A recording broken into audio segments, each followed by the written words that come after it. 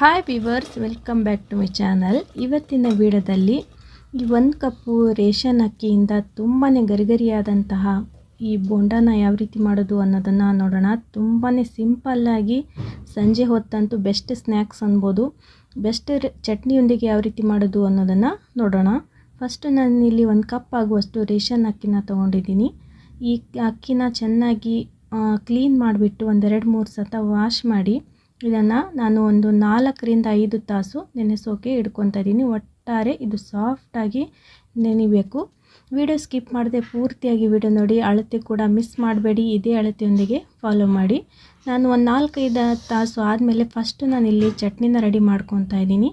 ಶೇಂಗಾ ಹಾಗೆ ಖಾರಕ್ಕೆ ತಕ್ಕಂತೆ ಈ ಮೆಣಸಿನ್ಕಾಯಿನ ಸ್ವಲ್ಪ ಎಣ್ಣೆಯಲ್ಲಿ ಫ್ರೈ ಮಾಡ್ಕೊಂಡ್ಬಿಟ್ಟು ಹಾಗೆ 1 ಬೆಳ್ಳುಳ್ಳಿನ ಹಾಕ್ಕೊತಾ ಇದ್ದೀನಿ. ಹಾಗೆ ಸ್ವಲ್ಪ ಹುರ್ಗಡ್ಲೆ ಕೂಡ ಹಾಕ್ಕೊತಾ ಇದ್ದೀನಿ. ಹಾಗೆ ಸ್ವಲ್ಪ ಕರಿಬೇವು, ಹಾಗೆ ಒಂದು ಸ್ವಲ್ಪ ಪುದೀನ, ಹಾಗೆ ಸ್ವಲ್ಪ ಕೊತ್ತಂಬರಿ ಕೂಡ ಹಾಕ್ಕೊತಾ ಇದ್ದೀನಿ. ಪುದೀನ ಅಂತೂ ಸ್ಕಿಪ್ ಮಾಡಲೇಬೇಡಿ, ತುಂಬಾ ಫ್ಲೇವರ್ ಅಂತೂ ತುಂಬಾ ಚೆನ್ನಾಗಿ ಬರುತ್ತೆ. ಹಾಗೆ ಸ್ವಲ್ಪ ರುಚಿಗೆ ತಕ್ಕಷ್ಟು ಉಪ್ಪು, ಒಂದು ಸ್ವಲ್ಪ ನೀರನ್ನು ಹಾಕಿ ಇದನ್ನು ಸಣ್ಣದಾಗಿ ಗ್ರೈಂಡ್ ಮಾಡಿಕೊಂಡು ಬರೋಣ. ನೋಡಿ, ಈ ರೀತಿ ಬೆಸ್ಟ್ ಚಟ್ನಿ ರೆಡಿಯಾಗಿದೆ.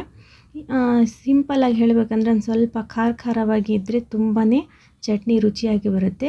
ಬನ್ನಿ ಇವಾಗ ನೋಡಿ, ಅಕ್ಕಿ ಸಾಫ್ಟಾಗಿ ಈ ರೀತಿ ನೆಂದಿರಬೇಕು. ತುಂಬಾ ಸಾಫ್ಟಾಗಿ ನೆಂದಿದೆ, ಇಷ್ಟ ಆದರೆ ಸಾಕು. ಇವಾಗ ಇದನ್ನು ಒಂದು ಸ್ವಲ್ಪ ಮಿಕ್ಸಿ ಜಾರಿಗೆ ಈ ರೀತಿ ಹಾಕೊಂಡ್ಬಂದ್ಮೇಲೆ ನೀರನ್ನು ಕಡಿಮೆ ಹಾಕ್ಕೊಳ್ಳಿ, ಇಲ್ಲಾಂದರೆ ಫುಲ್ಲು ತೆಳುವಾಗಿಬಿಡುತ್ತೆ ಹಿಟ್ಟು. ಸ್ವಲ್ಪನೇ ನೀರು ಹಾಕಿ ಸಾಫ್ಟಾಗಿ ಹಿಟ್ಟನ್ನು ನಾವು ರೆಡಿ ಮಾಡ್ಕೋಬೇಕು. ನೋಡಿ ಯಾವ ರೀತಿ ಸಾಫ್ಟಾಗಿ ಕ್ರೀಮ್ ರೀತಿ ಬಂದಿದೆ ಅಂತ. ಎಲ್ಲೂ ಕೂಡ ಈ ಅಕ್ಕಿ ನುಚ್ಚು ಥರ ಎಲ್ಲೂ ಕೂಡ ಇರಬಾರ್ದು. ಈ ರೀತಿ ಸಾಫ್ಟಾಗಿ ಗ್ರೈಂಡ್ ಮಾಡ್ಕೊಳ್ಳಿ. ಎಷ್ಟು ಪರ್ಫೆಕ್ಟ್ ಆಗಿದೆ ಅಂತ ಅರ್ಥ. ಎಲ್ಲವನ್ನು ನಾನು ಈ ರೀತಿ ರುಬ್ಕೊಂಡ್ಬಿಟ್ಟು ಒಂದು ಬಟ್ಲಿಗೆ ಈ ರೀತಿ ತಗೊಂಡಿದ್ದೀನಿ. ಆದಷ್ಟು ಕಡಿಮೆ ನೀರನ್ನು ಉಪಯೋಗಿಸಿ, ಇನ್ನೂ ಸ್ವಲ್ಪ ಕಡಿಮೆ ನೀರನ್ನೇ ಹಾಕಿ ಇದನ್ನು ಹಿಟ್ಟನ್ನು ರೆಡಿ ಮಾಡ್ಕೊಳ್ಳಿ. ಒಟ್ಟಾಗಿ ಸಾಫ್ಟಾಗಿ ಹಿಟ್ಟನ್ನು ರೆಡಿ ಮಾಡ್ಕೋಬೇಕು. ಹಾಗೆ ನಾನು ಇದಕ್ಕೆ ಒಂದು ಸ್ವಲ್ಪ ಕರಿಬೇವು ಸಣ್ಣದಾಗಿ ಕಟ್ ಮಾಡಿ ಹಾಕ್ಕೊಂಡಿದ್ದೀನಿ. ಹಾಗೆ ಸ್ವಲ್ಪ ಹಸಿಮೆಣಸಿನ್ಕಾಯಿ, ಹಾಗೆ ಉಪ್ಪನ್ನು ಹಾಕ್ಕೊಂಡಿದ್ದೀನಿ.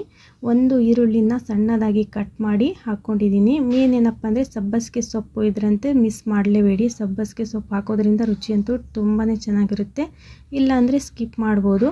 ಹಾಗೆ ನಾನು ಒಂದು 3 ಆಲೂಗಡ್ಡೆನ ಬೇಯಿಸ್ಕೊಂಡು ಅದಕ್ಕೆ ನೀರನ್ನು ಹಾಕದೆ ಈ ರೀತಿ ರುಬ್ಕೊಂಡಿದ್ದೀನಿ. ಆಲೂಗಡ್ಡೆ ಬೇಯಿಸ್ಕೊಂಡಾದ್ಮೇಲೆ ಸ್ವಲ್ಪ ತಣ್ಣಗಾದ್ಮೇಲೆ ಈ ರೀತಿ, ಅದು ಕೂಡ ಅಷ್ಟೇ, ನಾನು ಇಲ್ಲಿ ಆಲೂಗಡ್ಡೆನ ರುಬ್ಕೊಳ್ಳುವಾಗ ನೀರನ್ನು ಹಾಕಿಲ್ಲ, ಸಾಫ್ಟಾಗಿ ಈ ರೀತಿ ರುಬ್ಕೊಂಡಿದ್ದೀನಿ.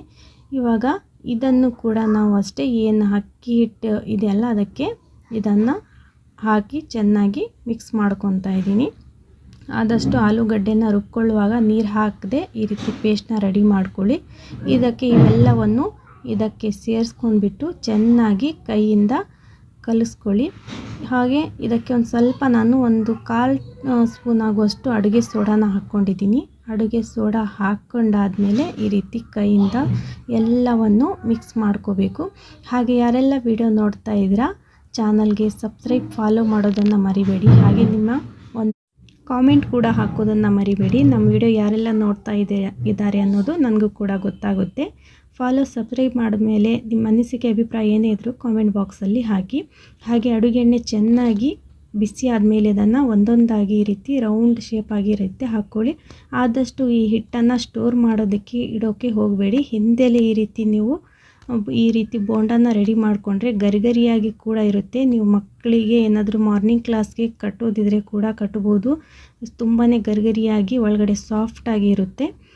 ಇದನ್ನು ಹಿಟ್ಟನ್ನು ಆದಷ್ಟು ಹಿಂದೆಲೇ ಈ ರೀತಿ ಖಾಲಿ ಮಾಡಿಬಿಟ್ರೆ ಚೆನ್ನಾಗಿ, ಇಲ್ಲಾಂದರೆ ಆಮೇಲೆ ಫುಲ್ ತೆಳು ಆಗಿಬಿಡುತ್ತೆ ಹಿಟ್ಟು. ಆಮೇಲೆ ಕೂಡ ಬರುತ್ತೆ, ಅಂದರೆ ಈ ರೀತಿ ರೌಂಡ್ ಶೇಪ್ ಆಗಿ ಬರೋದಿಲ್ಲ. ಇನ್ಸ್ಟೆಂಟಾಗಿ ಈ ರೀತಿ ರೆಡಿ ಮಾಡಿಕೊಂಡ್ರೆ ಇನ್ನೂ ಚೆನ್ನಾಗೆ. ಹಾಗೆ ಈ ರೀತಿ ಸ್ವಲ್ಪ ಅಡುಗೆ ಎಣ್ಣೆ ಚೆನ್ನಾಗಿ ಬಿಸಿ ಆದಮೇಲೆ ಈ ರೀತಿ ಅಡುಗೆ ಎಣ್ಣೆಯಲ್ಲಿ ಫ್ರೈ ಮಾಡ್ಕೊಳ್ಳಿ. ಆದಷ್ಟು ಮಧ್ಯಮ ಉರಿಯಲ್ಲಿ ಇದನ್ನು ಕಂದು ಬಣ್ಣ ಬರುವವರೆಗೂ ಅಡುಗೆ ಎಣ್ಣೆಯಲ್ಲಿ ಫ್ರೈ ಮಾಡ್ಕೊಂಡಾದ್ಮೇಲೆ ಈ ಚಟ್ನಿಯೊಂದಿಗೆ ಕೊಟ್ಟರೆ ತುಂಬಾ ಸಖತ್ತಾಗಿರುತ್ತೆ. ಹಾಗೆ ನಮ್ಮ ವಿಡಿಯೋ ನಿಮ್ಗೆ ಇಷ್ಟ ಆಗಿದೆ ಅಂದ್ಕೊಂಡು ನಾನು ಮತ್ತೆ ಮುಂದೆ ಹೊಸ ರೆಸಿಪಿಯೊಂದಿಗೆ ಭೇಟಿ ಆಗ್ತೀನಿ.